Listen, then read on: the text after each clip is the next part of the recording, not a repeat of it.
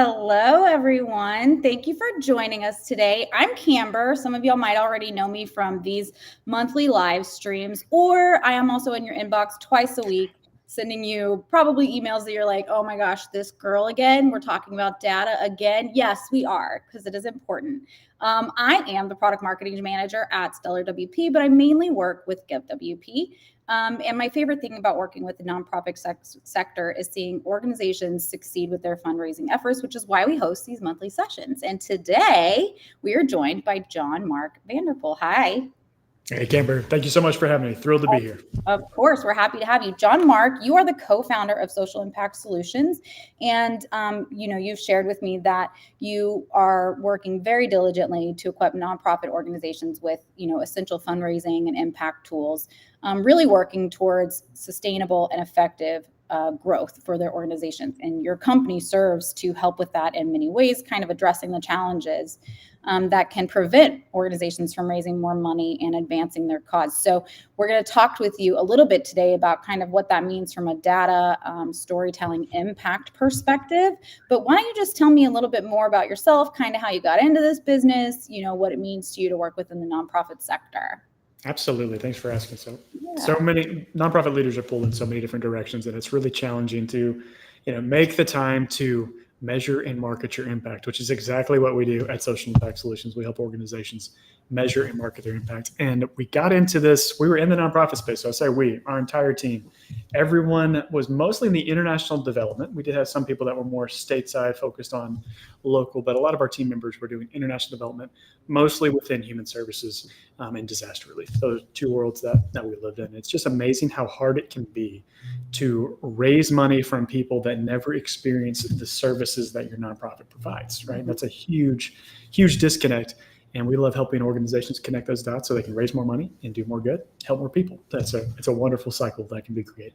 Yeah, I love that. And that's a really good point that I don't know that I've ever really thought about, is that most of your donors probably have never experienced the thing.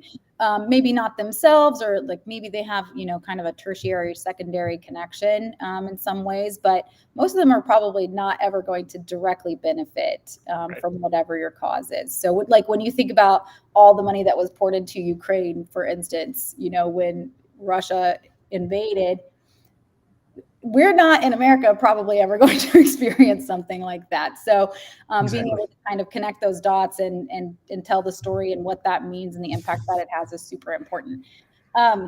Before we get started, I actually do have to do some quick housekeeping notes for everybody that's watching. Please keep in mind there's a live chat. Feel free to ask your questions there as we move through the conversation. I will bookmark them and we will answer them at the end versus answering them during the conversation. You also see me drop links throughout the conversation in the chat box, which I'm about to do right now. Mark and his team actually wrote an article for us about social impact data. If you haven't read it already, you should. It's right there. But don't fret if you can't get to the links right away. This conversation will be recorded directly and available right after this on YouTube and on our Facebook page. And so will the chat box. So you could go through, read any questions, click on any links.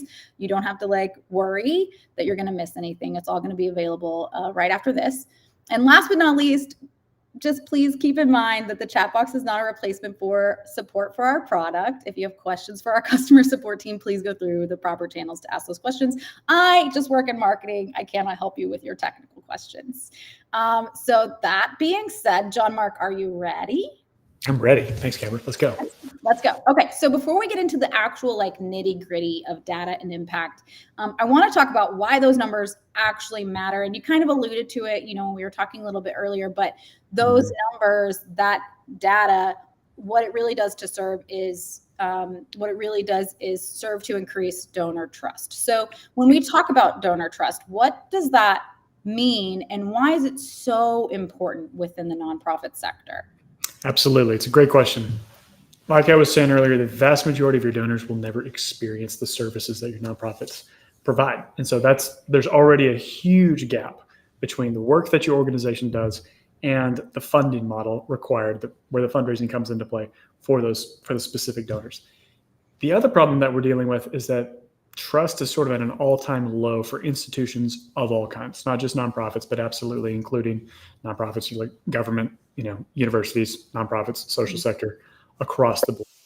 And the two things that we really need to focus on to increase trust, we love to use the phrase irrefutable evidence of change. And that sounds a little, audacious, but it's this is the good that your organization is doing. That's called impact metrics. What are the actual social impacts of your organization's program? So like, what good are you doing in the world? And then what kind of, I think data can be a little confusing, but what kind of numbers do we have to back that up?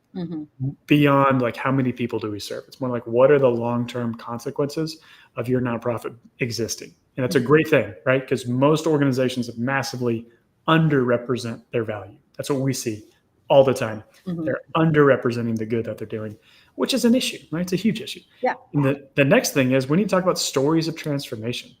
Whether you're in human services, whether you're in advocacy, it doesn't matter. There are actual life change on an individual basis that is taking place as a result of your nonprofit's programs. So again, it doesn't matter if you're in human services or if you're advocacy for any type. You are transforming lives in some way, shape, or form, ideally for positive, and most of y'all are probably doing it in a positive way, that you can report and tell your donors the great work. This is where things get a little tricky, but the great work that they are doing through your organization. We can talk about that all day long, because if you want a nonprofit fundraising cheat code, to use that term, position your donors as the hero of the story and tell them all the great work that they are doing through your organization to encourage more giving and more engagement. Yeah, absolutely. Something that we talk a lot about at Give is how important it is for your donors to understand the impact that their dollars are making. You are just the facilitator. Without them, you could not do the work that you're doing. And so you need to make sure that you're positioning it as such, and not only making them feel like heroes, but also acknowledging and thanking them for the work that they're doing. And that's where we see a lot of, I don't want to get too off topic, but we do see a lot of donor churn because they don't feel that impact, that gratitude. They don't really know where their dollars are going or what they're doing. And that's what donors want to see. They want to know, well, I gave you this much money. What did you do with it? Right. Okay. So donor trust is super important. That is really the underlying reason that we are here talking about this today, because you cannot, maximize fundraising success or grow your mission and show your cause if you don't have that. So part of that is, like you've talked about, social impact. And so when we talk about social impact, we're not just talking about the amount of money that you raised or the open rate of your emails. That's not the kind of metrics we're talking about. We're really talking about how your mission cause has impacted communities and beneficiaries. So tell me a little bit more about what those metrics look like, and when you are measuring those data points, kind of what you need to keep in mind to create like a list of what's important for your organization to measure. Wonderful question. I think it's helpful to sort of zoom out and look at your organization through the lens of different divisions. So let's put marketing and fundraising, or marketing development, into one bucket. And let's put your operations in a bucket, and then let's put finance in a bucket over here. It's really easy to talk about marketing metrics because we live and die by our ability to raise money, right? We do know what our open rates are, because now we have technology that makes it really easy for us to see what our open rates are. We can build beautiful dashboards and things like that. It's awesome. And so I know without a shadow of a doubt, I've got a 55% open rate. I've got a 5% click-through rate. Like, I'm thrilled with those numbers from a marketing standpoint. Right. But impact comes from operations. And so I think that's where a lot of confusion is. Like, where does impact come from? It's sort of a funny question. It comes from your operations, so your programs. And it's the same kind of idea of, we have this rigor that we apply towards marketing, which is very appropriate. I love that. We just need to apply some of that same thinking towards operations. And so now we can break down our metrics. Let's say you have 5 different programs. Well, that means you have different types of metrics that are relevant for those programs. Let's just pick one, right? We're going to pick one straightforward program. And at the very least, we need to understand how many people we served, right? That is what's called an output metric. I'm not going to bore you with what's called theory of change, but all impact data is built upon something that we do called a theory of change. It's not original to our company. We didn't come up with a theory of change, but it's a very tried and true way to measure impact. So when we're looking at what are your actual outputs, we can say, oh, we serve 10 people today. Today, we served 10 people at this clinic, or we served 1,000 people this quarter, or 10,000 people this year. It's really, really important to know that, right? Because a lot of nonprofit leaders are like, man, I just need to raise money. I know I have the capacity to serve 10,000 people a year or 100 people a year, whatever the number is, but I have no idea how many people actually come through our program. So constituents, the people that we serve. But if we can get an organization to build out a theory of change, to start tracking outputs, so very generic, we serve this many people, we've done a lot. Now, the problem is donors don't care about your outputs. They care about what are called outcomes or true impacts. And all an impact are the short-term and long-term consequences of your outputs. And so it all builds on itself. So we can track outputs, and then over time, we can track the consequences of those outputs. We just call them an outcome. So it's not to get annoying with the vernacular. But that's where everything changes. And it typically boils down to, how are you making people's lives better? So if you're a disaster relief organization, what do you do? Team Rubicon, it's a great example. They're a wonderful, wonderful organization. And they track their impacts across multiple programs. But let's just talk about their disaster relief. So hurricane comes through. We were just talking about hurricanes in Florida earlier. Hurricane comes through. Team Rubicon fills a gap that massive organizations like FEMA aren't able to jump on and get there quickly because they're not as mobile as Team Rubicon. So Team Rubicon provides value in this really short, critical timeline. And they recruit military folks, first responders. They galvanize people around this cause, and they bring everyone together and provide a service. Well, they're able to tell, because they track this, through dashboards and through the data management, how many people they're serving, how much life-giving support they were able to provide during that timeline, how many lives they're able to save, right? It's a huge deal, simply because they intend to track those things. They intend to do this, and because they take the time to actually track it, they're able to tell. Now, everything revolves around timelines with impact. If you start tracking this over a 1 year, a 3 year, a 5 year, you are now in a category of nonprofit that massive funders fall in love with. Yeah. Because that's what they want. They want to know, I'm going to give you X million dollars or X $1,000, whatever it is. I don't know, what are you going to do with that over the next 5 years? And how are you making the world a better place as a result of my hard-earned after-tax dollars? Sorry, my kid just came in and she distracted me a little bit. So I want to go back to what you were talking a little bit about, the difference between output and outcome, right? Because in my mind, I can think about, I know your example was Team Rubicon, but in my mind, I'm thinking a lot about children advocacy programs, right? Where you have after school, tutoring or programs, and you feed them and you tutor them and you teach them to read and and you can say all day, that we, every year we serve 300 kids. Well, how many of those kids were able to increase their reading comprehension due to the work that you've done with them? How many of those kids did you feed meals that might not normally get a meal at home? Especially over the summer, we know that kids really do not get fed over the summer in some lower income communities. So being able to articulate not just how many people you served, but what the impact was on those beneficiaries is much better for your storytelling and much more engaging for your donors than simply well, we took your $10,000 and we had some kids come through. There was 250 of them. We don't really know what happened after that, though. So that's the rub right there. That's the challenge. That's the challenge. And so that's one, I'm going to drop this other link too in here, just in case anyone wants to read a little bit more about what impact metrics are. You guys wrote a blog about it. It's very informational. So that's also in there if you want to just get a little bit more nitty gritty on that. But what I see in my day-to-day, talking with nonprofits, talking with, organizations like yours who also work very closely with nonprofits, is that the disconnect, and as you called it, the rub, is that there is a really big area for improvement in looking at metrics and being able to find the story, translate that into real life.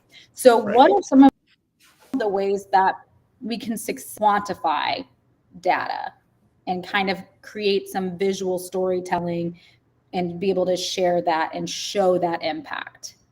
Mm-hmm. It's a great question, Cameron. It's a really, really good question. So this is what we love helping organizations do, but I want everyone to know how to do it. That's the important thing, that you know how to do this and that you're able to do it yourself. A couple things that we really want to do is we have to look at this through the lens of we're following up with people, right? That's what we're doing. We're following up. And so let's just use the after school program example. Now, I'm going to go ahead and say sometimes there are legal issues where we can't, do survey, minors. I get it, but we're just going to pretend that you can for a moment. And so we're not going to worry about the legalese here. But just imagine that this was a, state-sponsored after-school program that does have this information, right? They have grades. They have the ability to follow up with students and their families. Like, it's perfectly appropriate, and government institutions are required to do what I'm talking about. We just get to take that same playbook and apply it to our own nonprofit here. So please use that as an example, but understand there are complications in every situation. But that does not prevent you from being able to measure impact. But let's just talk about after school program. Two things that we always encourage people to do after they've built a theory of change is we say, how are we going to measure this? Two obvious ways that apply in almost every dynamic is we're going to follow up with surveys and we're going to do outside research. Right? This is real academic level research. I'm not trying to make that sound hairy, but we have wonderful institutions in the United States and around the world that study societal benefits. Right? They make a living by researching what does it look like for a child to have an extra meal per day. A child that is in a low income environment, what is the value of one additional meal? 750 calories, 1,200 calories, whatever it is. What does that do for brain development at certain stages of life? Right? Camber, you obviously get this, but it's just when we're able to do this outside research, you're like, well, we can confidently say, because all of these really intelligent academics have dedicated their lives to this problem, we're able to come up alongside them and say, okay, they're seeing this in this environment. And Camber's in Florida, so the University of Florida is a great institution that's doing killer work in this area and across ag and many other divisions. Yeah, that's right. Other industries.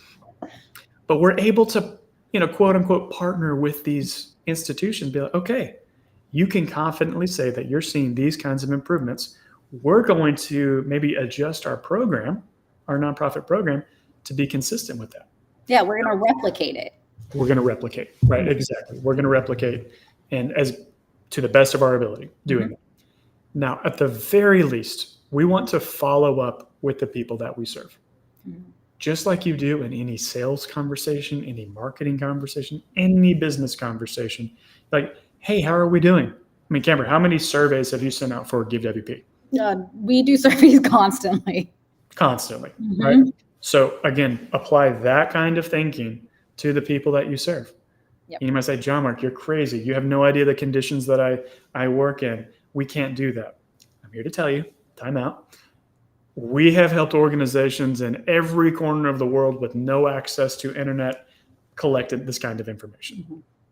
We get it. This is what we do. We started off in the international space, international human services in every corner of the world. I know it's a goofy phrase. Help them do exactly that. It's just a matter of following up and say, what does your life look like now? And there's a right way to word these questions so that you can get the information that you need to actually tell stories. And all that means is, what did your life look like before our program? What does it look like now? And what's that difference? What difference did it make? With a food program or an after school program or both, I was eating one meal a day. I didn't have any tutoring and I was falling behind in classes. So I'm not developing intellectually. I'm not developing physically because I don't have enough food. Now I have an extra 750 calories, 1,000 calories, whatever it is. I have a tutor that's helping me improve my grades. And I'm able to see a C student go to a B plus student, or an A student or an F student go to a B student because of this program. But then you track them a little bit longer, they graduate. That's fantastic. So did you just increase graduation rates? Okay, then you follow them a little bit longer. They now have a job, or they went to college, or both. It's just about the timeline. Like, look at the good work your organization does over the timeline. And I think back to teachers I had in elementary school, high school, professors in college and graduate school, I'm like, they changed my life. They absolutely transformed my life. Had I been surveyed, right? They could tell that story. Yeah. They could say, oh no, I was going down this path. I talked to this professor. They send me down this path. And now my life is whatever percent greater, right? Simply by survey.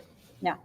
Yeah. And so just to keep kind of with that same story, is I had a teacher in high school who, I mean, changed the trajectory of my life. And so that's really important. But just to kind of go back to the other part too, is there are also like other benefits, right? When we're talking about like this after school program, let's use that as an example. There are other things that you have to start to think outside the box. So yes, you're feeding them. Yes, you're giving them tutoring, but you're also providing them a safe space after school. So do you reduce the, crime rate? Do you reduce like the number of students that are joining gangs, or even just the number of students that are at home by themselves? So it's not even just a matter of like, well, we feed them, so now they're getting more calories and now that's better for brain. There's also these other kind of tertiary benefits that come from that. And you got to think sometimes outside the box to be able to measure all the impact that you're making, and not just like the direct impact. Yes, you feed them. Yes, you tutor them, but you're also a safe space for them.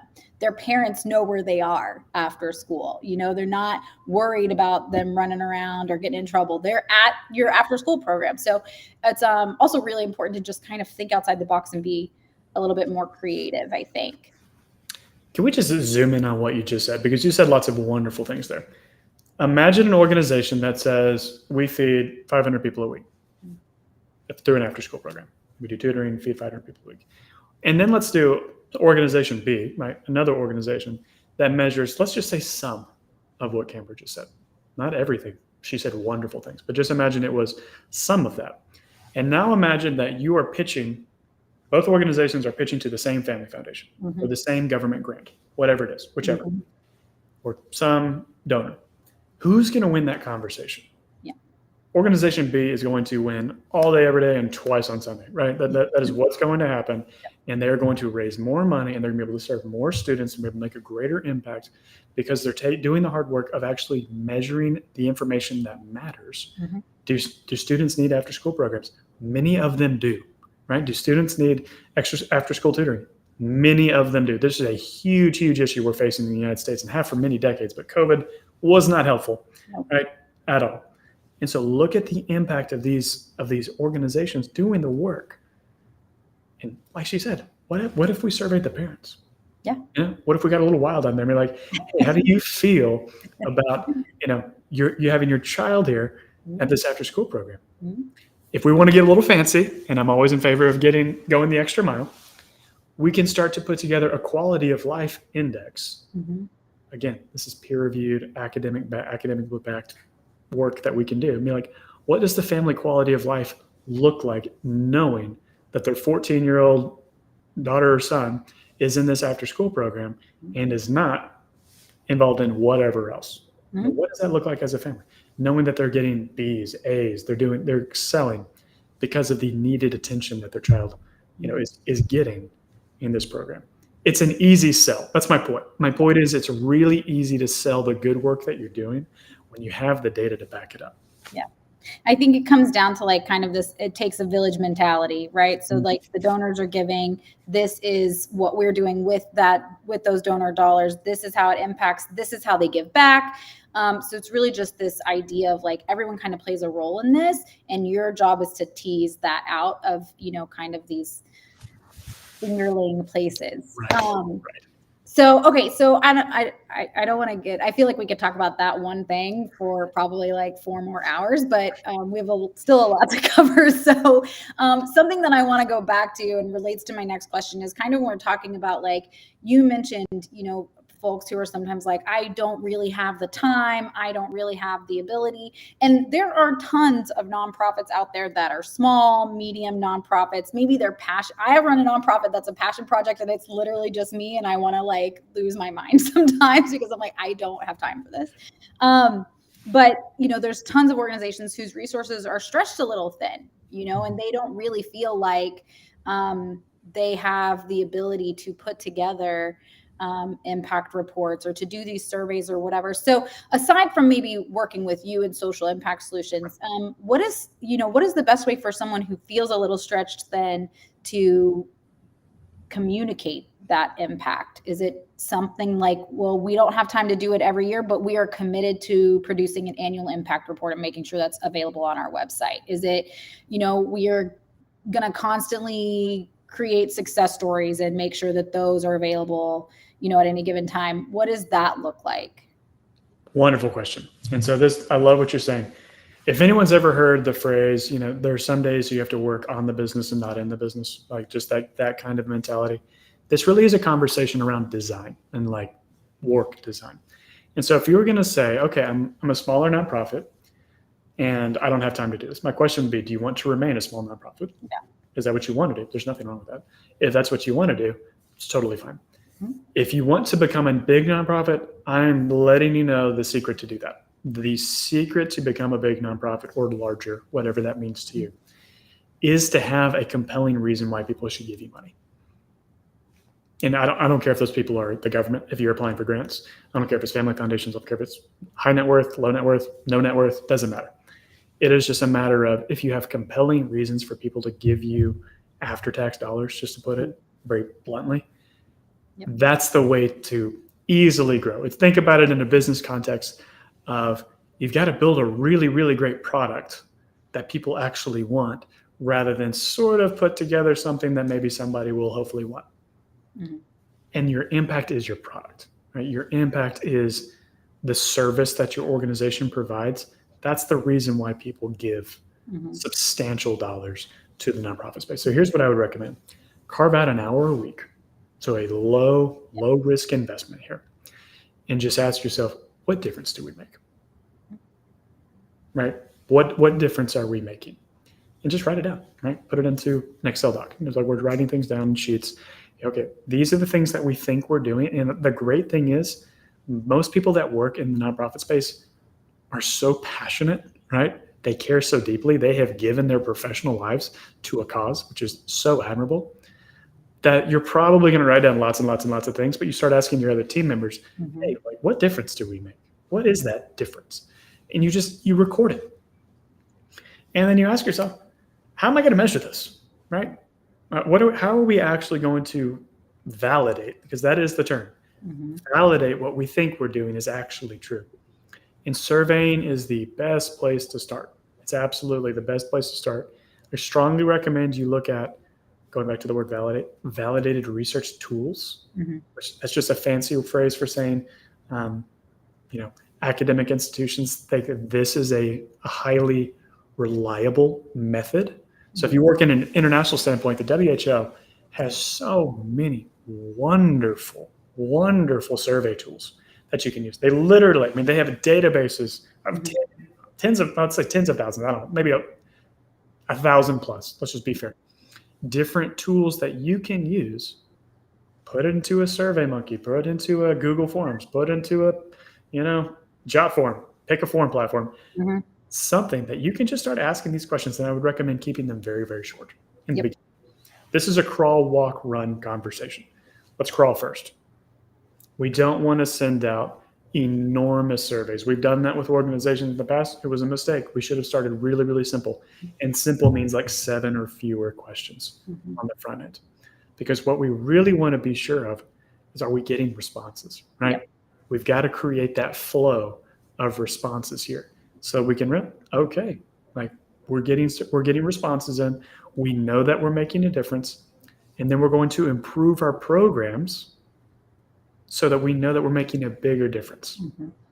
There's a great book that I would recommend. This woman is next level. She's amazing. Her name is Ann Mai Chang. She wrote a book called Lean Impact, Lean Impact. She's not the CEO, I believe, of Candid. Yeah, she's been the CEO of Candid for maybe 18 months, 2 years. She's a rock star. She's absolutely incredible. Her book, Lean Impact, is a really helpful starter for how are we knowing that we're making a difference? And then how do we adjust as we learn?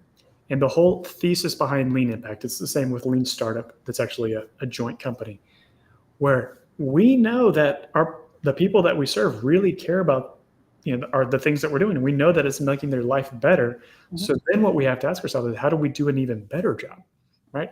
How do we make their life 10 times better? How do we provide 10 times more value? And so just carving out a little bit of time every single week, just going through, okay, we have surveys in place, right? So we're getting feedback. Another really important thing is if you have any kind of project management software, Trello, Asana, Monday, Reich. I mean, how many can we list off, Amber? There's so many. Click up. We could just keep going. There's billions of these things. Excel. A lot of y'all still use Excel. Mm-hmm. Right. And so, or you could build something on AppSheet, which I love doing.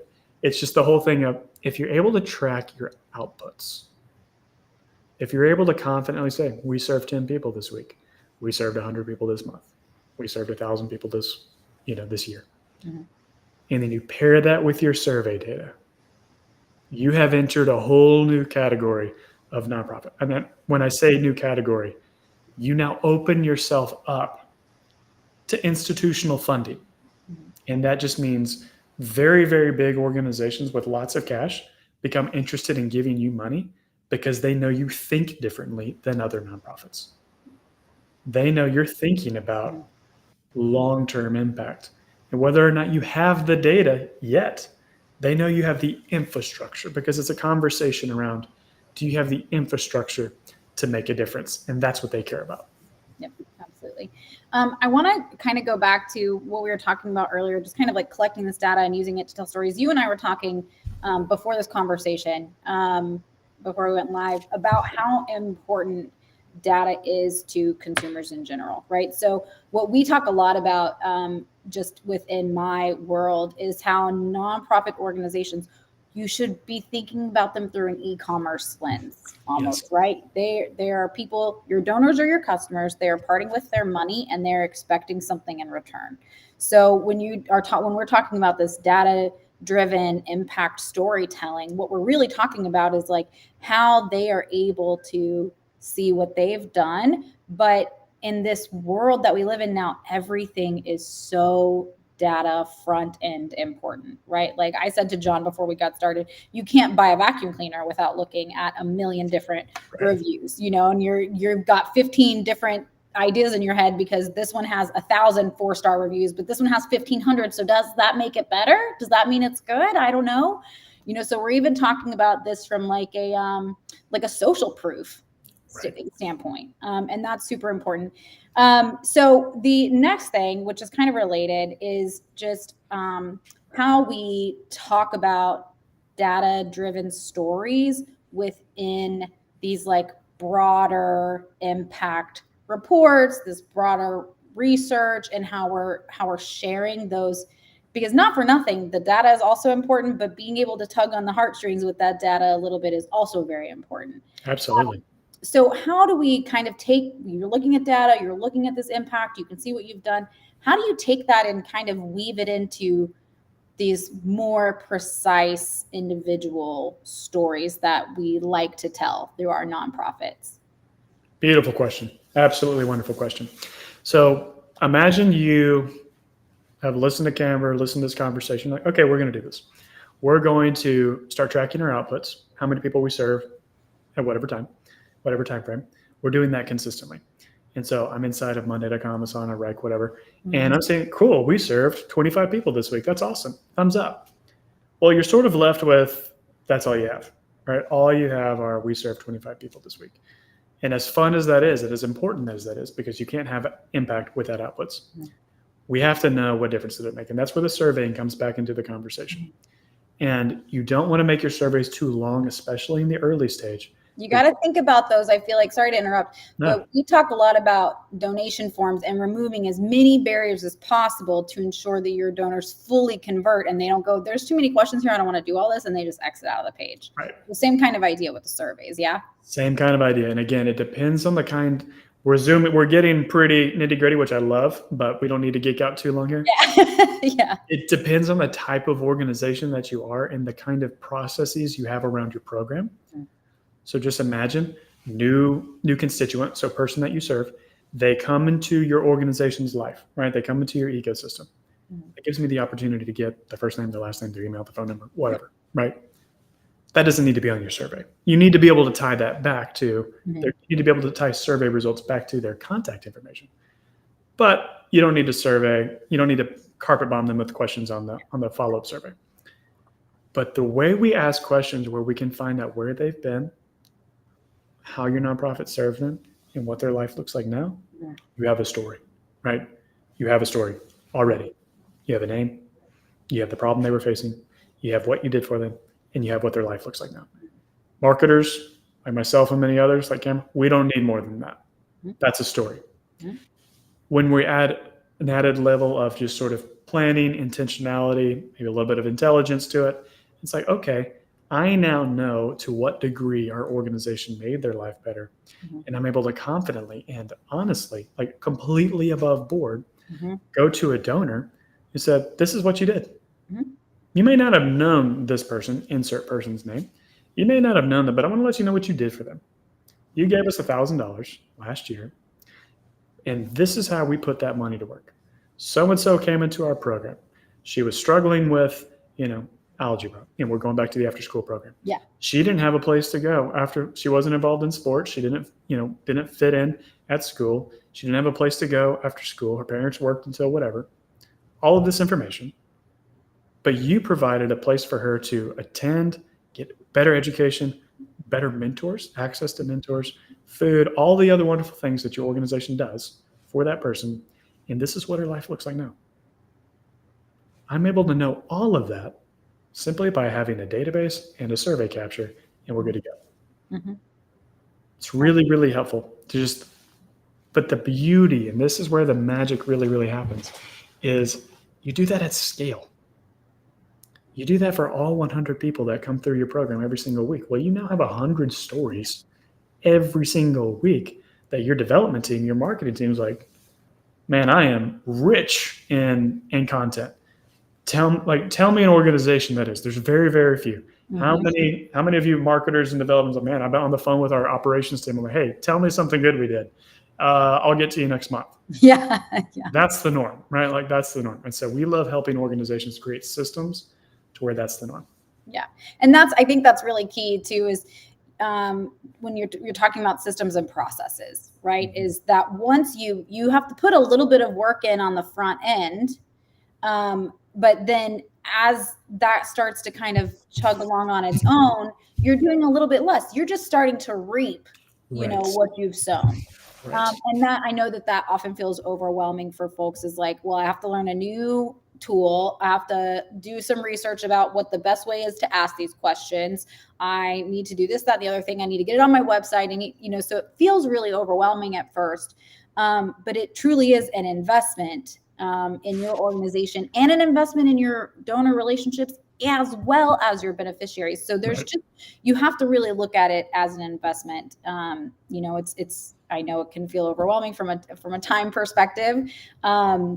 But at the end of the day, it really does help you in so many other ways down the line. So that's kind of what I want to talk about next, is how setting up these processes, setting up these systems, how that improves, the operations side of things from like an effective standpoint as well as an efficient standpoint. So what does that kind of look like for the operations, having these systems and processes in place? Great question, Cameron. It makes their life a heck of a lot easier. Just tell you that right now. Because when we can, any organization, when you can standardize a process and train people on the process, life's better. Right? Just imagine the first time you download or you get the plugin, Give WP plugin, there's like a 15-minute learning curve, right? Because you guys have built a great product that's really, really straightforward. You put it together. Well, now I have the ability to raise money online, integrates perfectly into the largest, CMS on the books out there. And now I'm able to raise money. So you now have this new system that makes it so much easier to raise money because you attended one of these events, you listened to Canberra and the rest of your team, like, okay, why do I not have this? This is too easy. They've made it really easy. This really is an organizational shift. Like we need to get a few different people on your team on board. We're going to start to measure and we're going to start to follow up. So we're going to measure our outputs and we're going to follow up with the people that we serve. That takes energy, but it can be automated. Yeah. And that's the thing. We can automate this. The same way you don't have to update, give WP every 5 minutes. Somebody wants to give you money. It's fixed. It's good to go. Yep. You can do the same thing here. And the reason why we haven't built this into its own software is because project management suites are a dime a dozen, right? You're hopefully already using something. We don't need to build the next Monday, for this to work. That's fine. Mm-hmm. We just need to build this to where it can be replicable inside of your nonprofit, so that you can capture stories, so that as a team you're going to know the impact that you're making, right? So that your development and your marketing team can use that, so that your donors can feel valued and continue to give to your organization. Yeah. All right. I just think that for me, obviously working in marketing, we work with these types of tools day in and day out, and I could not do my job without these systems, processes, and automations in place. And so I really just think that there's some importance to understanding that these things do not just exist within marketing. They can help all sides of your business. Right. So just like maybe you have a Zap set up for when a donor donates and they zap it to your CRM, you can set up automations like that to collect data, to send emails out when someone has donated, or send emails out when someone signs up to potentially, be a beneficiary within your organization. There's all sorts of things that you can do. It does, like I said, takes a little bit of time on the front end, but once you've got those things going, it's just like turning stuff out for you. And all you have to do then is read it and then, utilize that. Right. Yeah. Absolutely. Absolutely. Couldn't agree more. So I know that we're really, really short on time here. Normally we only talk for 30 minutes. So we're already at like 45-ish or so. So sorry, everyone. Sorry. Everyone's fine. There's a couple questions that I for sure want to get to, but before I get into the questions, I want to talk about the fundraising quiz. So I know that you guys have a fundraising quiz. Yes. I haven't actually taken it. I meant to take it today, but did not get around to it. So can you just tell me a little bit about what that quiz is, what it does, how it works? I'm going to drop the link in the chat for anyone who wants to. Yeah, absolutely. So I love starting this off with the old-timey bicycles that you would see in like the 1800s, where there would be like this really, really huge wheel in the front and this teeny, teeny, tiny wheel in the back. I love using the analogy that most nonprofits are like that. I'm not trying to be rude, but most either have a massive development wheel and a teeny, teeny, tiny impact wheel, or they have a massive impact wheel and a teeny, tiny little fundraising wheel. Our goal is to help organizations have both, right? You want to have equal sized wheels. Yeah. And the idea behind that is, the more you can measure your impact, that gives your team the ability to then go raise more money from higher qualified donors, right? And higher qualified does not mean a specific donor level. It just means people that are already aligned with the kind of work that you do. So we built this fundraising quiz to really help you learn, where am I at with regard to benchmarking? Yeah. And so how am I doing with getting new leads into our CRM? How often am I getting a new donor into our database? Am I getting once a month, twice a month, 1,000 times a month? What is it? So we have a scoring methodology from a marketing standpoint, from an organizational clarity standpoint. This is something that we could talk about all day long, is how easy is it for new donors to understand what your organization does? We really, really hammer that, because the easier it is for them to understand you, the easier it is for them to give you money. Yeah, so and you might retain them for longer. Right. Absolutely. Absolutely. So we start with marketing, organizational clarity, development. The development piece is, do we have an ideal donor profile? Please get one. If you don't have one, please determine your ideal donor profile, because all of your development and marketing can now be clarified towards a specific donor demographic. Again, it could be any demographic. It's a matter of which one is most appropriate for your nonprofit. And also, just as a note, and I don't mean to interrupt, but you can have more than one ideal donor profile. It's Absolutely. just a matter of kind of building those out and understanding then how to segment and how to talk to those different demographics. Right. And too often, organizational leaders think, well, man, I'll take anyone with a pulse and a credit card. That becomes really expensive from a marketing standpoint. And I really don't want to tell you it's expensive, because you're like, okay, I need to go get everyone all the time. That's really hard to do. Just number one, it's really, really hard to do that. It's really easy. I'm in Dallas right now. If I wanted to target orthopedic surgeons in Dallas online, that's really easy, right? That's an easy thing to do. Or moms of, South Dallas, whatever. Like that's not a hard thing to do. Like I can target any demographic, whether it's through Facebook, whether that's through events, networking. It's a lot less expensive, is my point. And so when you have ideal donor profiles, your marketing becomes more effective. Yeah. Another thing that we look at is what kind of technology are you using, right? Do you have an online fundraising platform? Are you able to do what you're able to do with GiveWP? Can you easily raise money online? You would be amazed how many organizations are not able to easily raise money online. That's a shame, right? Because that means you've put in a lot of energy and effort into getting someone to your website, and then it's like, now what? Mm-hmm. Oh, I send you a check to some PO box? No, I'm out. Or you have to jump through 15 different hoops just to get to the payment part of the donation form. Right. Always make it easy for someone to give you money. Always, always, always, always, always. And we just want to, like Canberra was saying earlier, we want to remove friction. Yep. We want to make it really, really easy for them to become a champion for your cause. And then the last thing we do is we look at impact metrics. Like, do you have a theory of change? Are you tracking your outputs? Do you have any kind of surveying in place? The thing is, you will receive a score. It's like a 2.5-minute quiz. It's very quick. It's easy to do. It's a fun quiz too, but you also get a score, but you also receive sort of a free course. It's a video course that some of our team members have put together just so you can see ways that you can easily and freely improve some of these systems so you can smooth things out. Now, I just want to sort of share what we've learned because we're very fortunate. We're able to look under the hood of a lot of organizations. Some of them raise remarkable sums of money, remarkable hundreds and hundreds of millions of dollars a year. And they don't have some of the most basic things when it comes to measuring impact. Mm-hmm.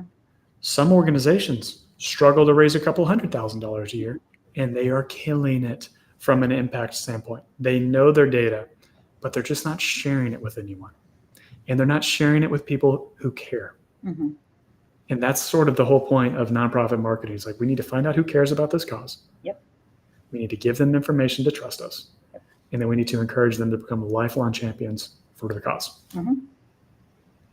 We actually just posted an article today talking about the 2022 Giving Tuesday statistics. There's a report that comes out every year, and it's kind of a look back at the last year, and it talks about how giving changes, how different demographics change and grow, and how they give, and And I always think it's really important because you can look at those statistics all day long, but if your messaging is not right, you're not going to get through to anyone, right? So it's so important to make sure that we are engaging folks and not just, at the right time, with the right people. So that's, again, it goes back to that ideal donor profile. But so the fundraising quiz, it only takes a couple minutes.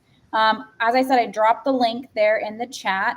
I'm also going to just drop the Social Impact Solutions website in there as well. They have you have the ability to just kind of set up a call with them, explore, what they can do for you, and what you're looking for from them. So don't hesitate to reach out to John Mark and his team. But I have one more question, and then we have 2 questions from the group that I want to go over real quick.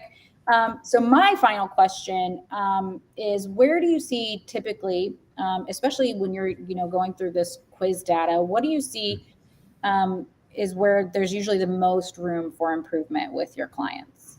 It's so much fun, and that's why we love the quiz. And it's easy. It's fundraisingquiz.org. It's really easy to find. Yep. The whole idea is, oh wow, I didn't know we were struggling in this area, and so we have it across 5 different areas. And it's like, which one of those is going to move the needle the most? Mm-hmm. It's fun. It's like, all we want to do is help you move the needle, whether you can do it by yourself or you want some additional help. And so typically it's clarity, right? Yeah. That's what you've been talking about, Cameron. It's like, oh, nobody gets what we did. Well, that's a huge issue, and we can fix that. Like, that's the problem. Like, that's the thing. It's a huge problem, but it's a very solvable problem. Solvable. It's so solvable. And it doesn't matter if you've been around for 100 years or 5 minutes. That's a solvable problem. And so when we start with clarity, and really all of these, minus the technology section, it really is just about clarity. Mm-hmm. Who are we? How do we make the world a better place? And what do we need from our donors to help us grow? It's very, very simple. And so let's say you get a failing score, right, in fundraising. is you haven't built out an ideal donor profile. You don't know what they're most interested in, like what they need from you. And we don't have a repeatable process to get new donors. We call that a marketing channel analysis. We don't have a reliable marketing channel, and we're not talking to them very consistently. Mm-hmm. And there's this huge fear of like, well, and we always advise. And so Canberra was saying she emails you twice a week. I think that's beautiful. We recommend a minimum of once a week. So like we're completely aligned on that. You might be thinking, oh, I'm going to drive them crazy. Follow the 80-20 rule here. I promise you, you're going to love this. We've seen this work too many times. 80% of the time, tell them tell your donors the great work that they are doing through your nonprofit, why you're so grateful for them, and why you just are so thrilled to have them on board. 20% of the time, remind them of the problem that you solve. Mm-hmm. Remind them of the problem that they solve, and ask them for money. Not even 20% of the time, ask for money. Then you might be thinking, oh, but I won't be able to fundraise enough if I'm only thanking people 80% of the time. Absolutely have a gift today button every single email. Every day, right. Right. Make it easy. Absolutely. I mean, you're still fundraising, but what you're doing is just giving them value. Just saying, thank you, thank you, thank you. You're amazing. People don't unsubscribe from newsletters that tell them how great they are. That doesn't happen. For sure. Right. I'm like, oh, thank you for the reminder that I'm wonderful. No one else. I have 2 teenagers that constantly tell me I'm not. So I'm not getting rid of any emails that tell me I'm great. Exactly. And so we've seen open rates go from 9% open rates because all they were doing was talking about the negative, not even the problem, but sort of the humdrum, morose, the world's falling apart. Yeah. That's why we need you. That's not an effective marketing strategy, just to let you know. Doesn't work. To 80-20, 80% very positive sentiment. So we jump from a 90% to a 55% in like 18 months. Which right? 55 is wild. I think the average open rate in the nonprofit sector, which is still higher than any other sector, but I think the average open rate in nonprofit sector is like 24%. Right. 55 is wild. It's wild, and it's where you want to be. If I got a 55% open rate, I'm pretty sure I would like run the company at this point. You guys open my emails more, please. Thank you. Yes, this is a public service announcement. Yeah. Do the right thing. Yeah. So I want to kind of go back to what you were saying a second ago, just about, having that clarity. And this is going to come up with the question that someone asked in the chat, which is about, like, let's just say you haven't had any sort of impact related work within your organization. Maybe it's the minimum, but you're not really doing the work to collect the stories and collect the true change that you have, right? So someone wants to know, what would be the best way to kind of work that into your culture, get your board, on board with making these changes, because it is an investment, and it is a time investment. It's a people investment. Some people's jobs might change a little bit depending on, how deep you get into it at the end of the day. So really, how do you get that buy-in? Great question. I would say there needs to be an attitude of learning, and that's straight from the book and my Chang. So she's the queen of impact. Which I did drop that link to the book in the chat also. I would recommend it to any human being that wants to make a difference. It's a great book. And so an attitude of learning where you're not going to get in trouble, okay? You're not going to get in trouble. There's so much fear around, well, what if we have a negative impact? Okay, you might, but you probably won't, but let's just say you might. The thing is, your funders, your employees, your board members, they're all there for the same reason, to make a difference. And so let's say, I don't know, I'll use a personal example, right? A little embarrassed. Let's say I'm trying to lose a little bit of weight. And I'm like, okay, I'm going to start doing the things that I need to do to lose a little bit of weight, but I'm never going to weigh myself, right? I'm doing the things. I'm eating the right way. I'm running. I'm exercising. I'm doing whatever, right? But I don't want to weigh, right? That's sort of silly. And so it's a little bit silly to say, okay, I need to lose weight, but if that's what I'm going to measure against, which from a health perspective, there's a million things. But if I'm not going to do the thing that's telling me if it's working, we need to change our attitudes around the scale or whatever it might be. And so just understanding, like, you're not going to be punished for this. And there's a great example from, not World Vision, it's from, I'm blanking on their name. They're a fabulous nonprofit based in India, and they provide eyeglasses for people around the world. There was a huge case study. This was put on by Duke University's MBA program. They did this case study on this beautiful organization where they found out, hey, we weren't having the impact that we thought we were. And they were a little concerned, and they went back to their donors and they're like, hey, we thought this new program in a new country was going to work, and it didn't. And their donors were thrilled that they were even measuring. They were like, you were taking the time to measure this? What did you learn? Well, we learned that we should have done X, Y, and Z a little bit differently, and we'd like to try it again in a different location. They're like, done. So what do? They doubled the investment in that organization. And this is a published case study. This is not our work. It's just understand that learning is the name of the game, right? If you're a nonprofit marketer and you're thinking, why are my open rates at 9%? Are you just going to sit there and be like, well, I guess 9% is my number? Or are you going to say, maybe I should work on subject lines, right? Maybe I should write email subject lines a little bit differently. Maybe I should say nicer things in my email. Maybe I should thank my donors. Maybe I should do something. And you start testing, and then you start learning, and then you start growing. So it's just an attitude of, I want to learn and get better. And if we can do that as a team, if we can say, hey guys, we're going to do whatever we can to make our constituents' lives better, but we need to measure to be able to know, where are they at? They might be off the charts great. We just don't know. They might be struggling.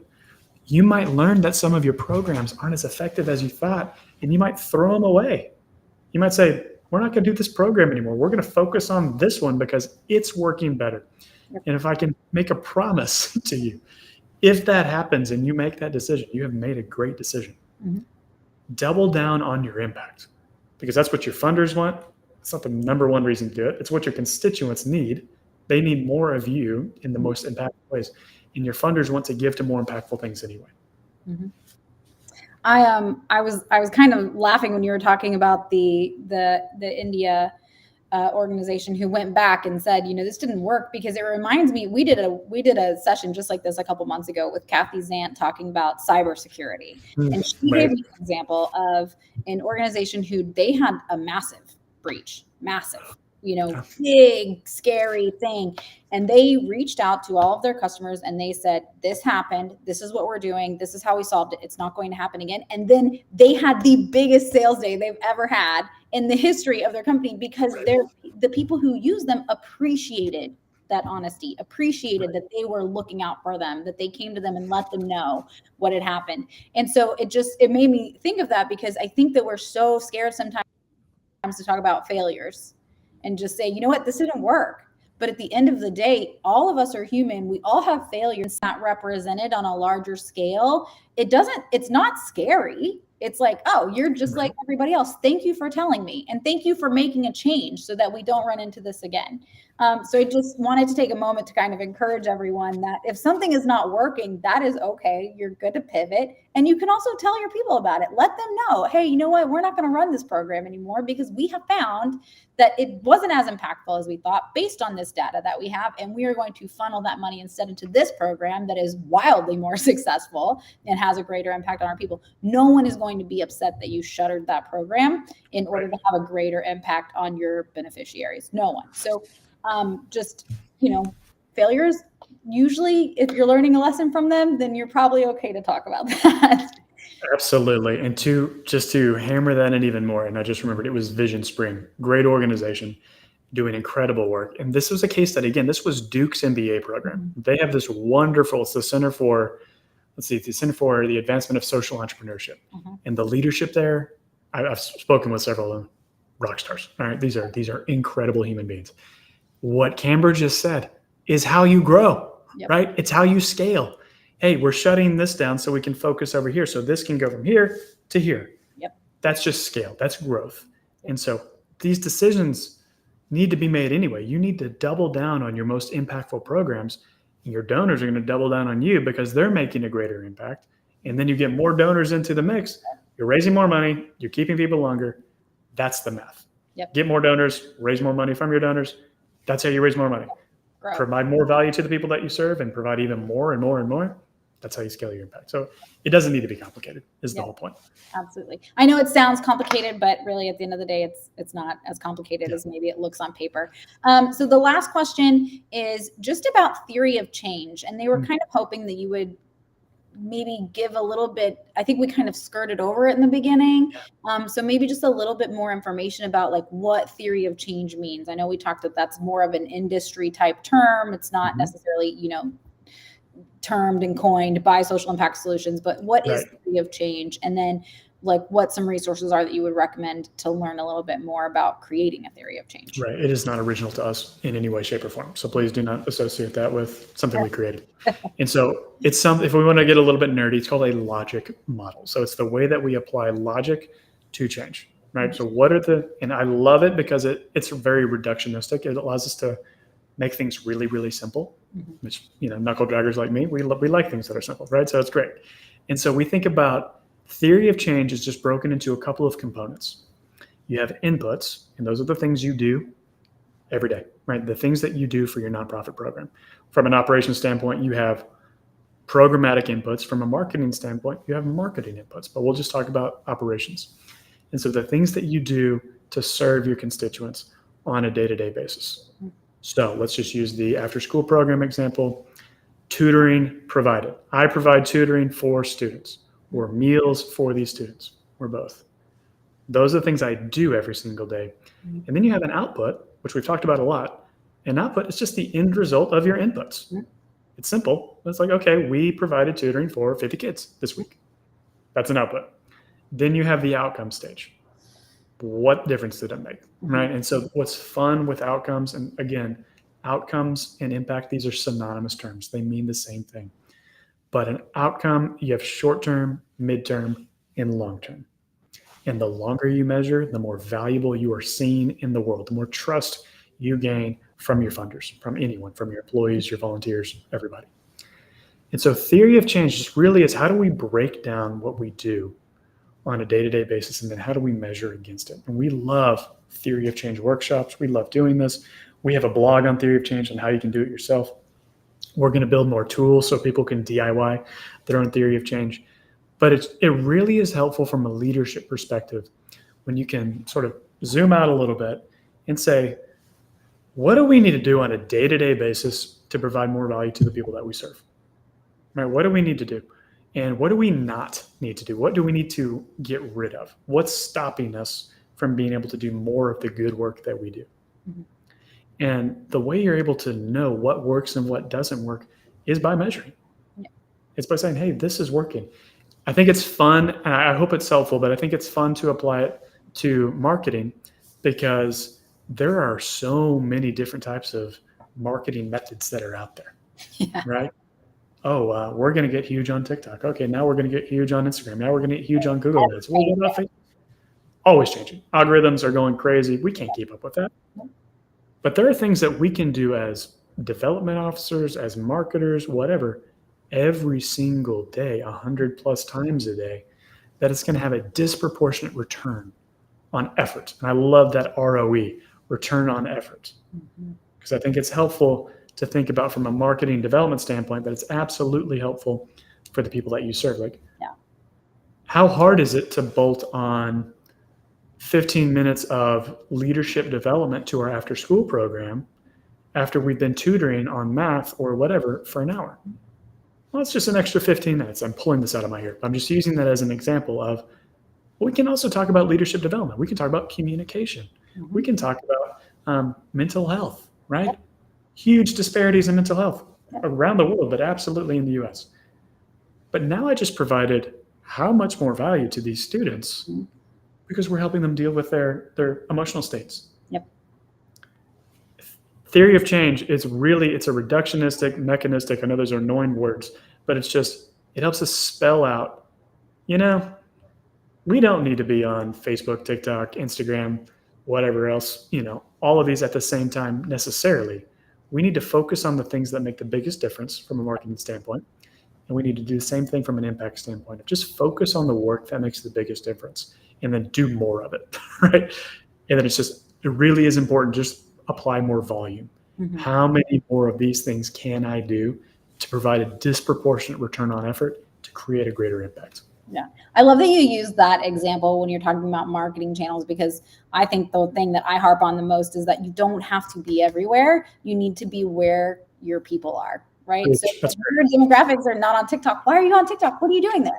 You know, so same thing with your impact and what you're doing. If people don't, if that's not going to make a difference, then why are you doing it?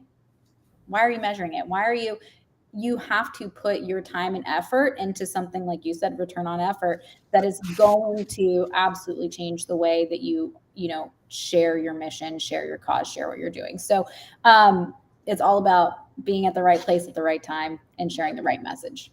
Right. Absolutely. Absolutely. Okay. Well, I feel like we could do this forever, but we are a little bit over our time, so we're going to wrap it up. If you have more questions for John Mark, please go to their website. You can schedule a call with them. You can take the fundraising quiz. You can see more about what they do. Also, feel free to leave comments on this YouTube video. We will check them and check back in with you. If you have questions about GiveWP, you can always come to our website. We have an incredible customer success team who will happily answer your questions, walk you through it, give you a demo. But John Mark, thank you so much for joining us. I had a really great conversation with you today. Same with you, Cameron. Something I should have said at the beginning. A big thank you to all the nonprofit leaders that are out there, right? You do really tough work. I come from a family that this is what they do for a living. That's why we're so passionate about it. It's such important work. So thank you for the hard work. It's thankless. So thank you. And thanks for making a huge difference in Canberra. Thank you for being such a fantastic host and for all the great work y'all do with GiveWP. Thank you. No problem. And just to echo John Mark, we are coming to Q4, which is probably the absolute most heinous quarter within the nonprofit sector. So just, you know, as we're kind of getting through this grueling process, just remember at the end of the year, you have an incredible way to wrap your year up with those impact data metrics and just show all the hard work that you've done and hopefully get a little bit of recognition for that as well as with your donors. So, all right, we will talk to you guys later. Thank you for keeping some time with us on your schedule, and we'll see you next month. Thank you. Bye.